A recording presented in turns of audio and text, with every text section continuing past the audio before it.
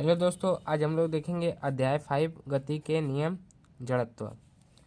जड़त्व क्या है? किसी वस्तु की अपनी अवस्था में स्वयं परिवर्तन की असमर्थता को जड़त्व कहते हैं।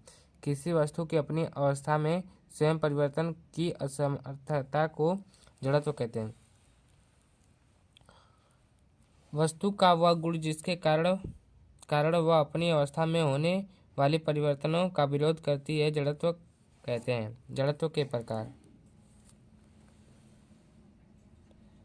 जड़त्व 3 प्रकार का होता है या 3 प्रकार के होते हैं। जड़त्व कितने प्रकार के होते हैं? जड़त्व 3 प्रकार के होते हैं। कौन कौन से? विराम का जड़त्व, गति का जड़त्व, दिशा का जड़त्व। जड़त्व कौन कौन से हैं? पहला विराम का जड़त्व, गति का जड़त्व, दिशा का जड़त्व। ये 3 प्रकार के होते हैं। पहला हम लोग देखते हैं विराम का जड़त्व। वस्तु का वह गुण जिसके कारण वस्तु अपनी विराम अवस्था में होने वाले परिवर्तन का विरोध करती है, विराम का जड़त्व कहलाता है। कौन सा? वस्तु का वह गुण जिसके कारण वस्तु अपनी विराम अवस्था में होने वाले परिवर्तन का विरोध करती है, विराम का जड़त्व कहलाता है। और दूसरा है गति का जड़त्व। वस्तु का वह गुण जिसके कारण वस्तु गति की अवस्था में होने वाले परिवर्तन का विरोध करती है, गति का जड़त्व कहलाता है। वस्तु का वह गुण जिसके कारण वस्तु गति की अवस्था में होने वाले परिवर्तन का विरोध करती है, गति का जड़त्व कहलाता है। और तीसरा है दिशा का जड़त्व। वस्तु का वह गुण जिसके कारण गतिशील वस्तु अपनी दिशा में परिवर्तन का विरोध करती है, दिशा का जड़त्व कहलाती है। कहने का तात्पर्य है, कोई वस्तु गतिशील है और कोई उस पर बाय बल लगा के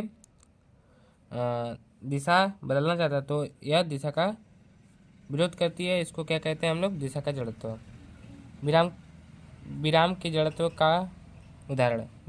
जड़त्व के उदाहरण।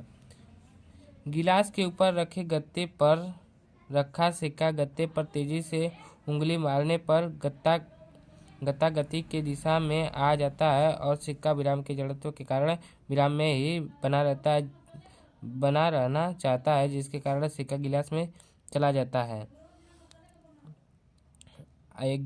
यानी कि आप लोगों को एक गिलास लेना है, आप घर पे भी करके देख सकते हैं। आप लोगों को एक गिलास लेना है, उसके ऊपर एक गत्ता रख देना है, मतलब कि दप्ती जिसके कहते हैं, उसके ऊपर एक सिक्का रख देना है। जब आप इस गत्ते को मारेंगे तो गत्ता क्या होगा? गति की अवस्था में आ जाएगा, तो ये दूर चला जाएगा और सिक्का विराम अवस्था में बना रहेगा, यह गिलास में के अंदर आ जाएगा। यही ये कहना चाहता है। और दूसरा उदाहरण क्या है? बस के अचानक से यात्रियों पर बस का ऊपरी भाग पीछे की ओर झुक जाता है, क्योंकि शरीर का निचला भाग बस के संपर्क में आने से गति की अवस्था में तथा ऊपरी भाग विराम के जड़त्व में रहता है तथा इसके कारण शरीर को ऊपरी भाग झुक जाता है।